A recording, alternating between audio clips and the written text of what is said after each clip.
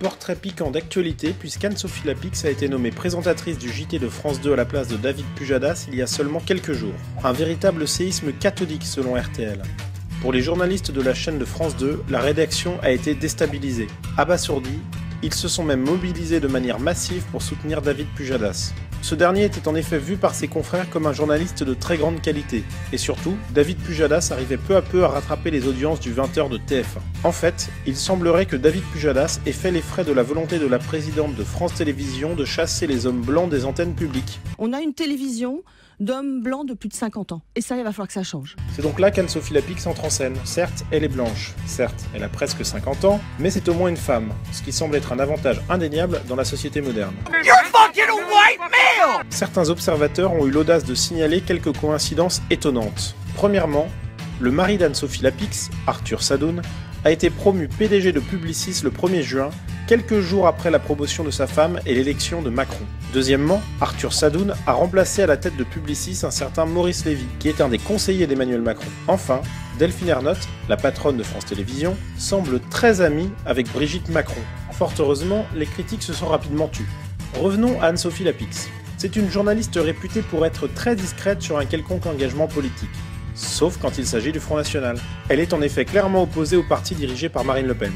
Quitte à en devenir militante, c'est en tout cas ce qu'elle laissait entendre au Nouvel Obs le 16 janvier 2012, après un débat extrêmement tendu avec Marine Le Pen. Je trouve toujours intéressant de mettre à l'épreuve les idées du Front National. Je ne l'avais jamais interrogée sur les questions économiques. C'est un angle d'attaque que je recommande. Le terme angle d'attaque avait fait jaser et la principale intéressée, Marine Le Pen, l'avait d'ailleurs relevé. Je conseille cet angle d'attaque contre Marine Le Pen. Est-ce que c'est le rôle des journalistes d'attaquer ? Ça, c'est le rôle des militants politiques. Le rôle des journalistes, c'est d'informer. Le 11 novembre 2014, Anne-Sophie Lapix était également illustrée en attaquant violemment Mohamed, jeune militant Front National de 14 ans, sur le plateau de C'est à vous. Sa hargne avait choqué jusqu'à la gauche de la gauche. Didier Porte avait notamment réagi. C'est pas jeune, 14 ans, pour adhérer à un parti. Oh là, attendez, désolé de vous interrompre, cher Anso, mais j'ai envie de vous retourner la question. C'est pas un peu jeune, 14 ans, pour venir à la télé, se faire cuisiner par l'intervieweuse politique pugnace que vous avez la juste réputation d'être? Les interrogatoires d'enfants, vaut mieux laisser ça à la brigade des mineurs. Outre son aversion assumée pour les idées du Front National, Anne-Sophie Lapix ne semble finalement pas aussi joyeuse et agréable qu'elle veut bien le montrer. En effet,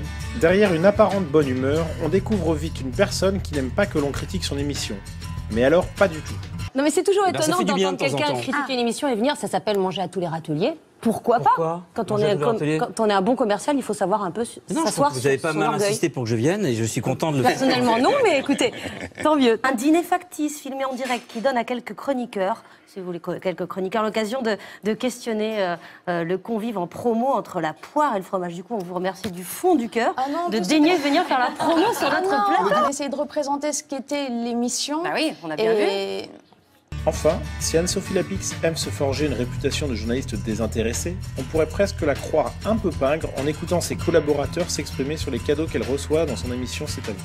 Quiconque regarde C'est à vous sait que la tradition de l'émission quotidienne de France 5 consiste à offrir un cadeau à son animatrice. Et Anne-Sophie Lapix conserverait tout ce qui lui plaît en n'hésitant pas à donner des cadeaux pourris, comme l'explique un membre de son équipe dans les colonnes de Télé 7 jours. Si elle dit « on va partager », alors là, on est sûr qu'elle les planque et les garde pour elle.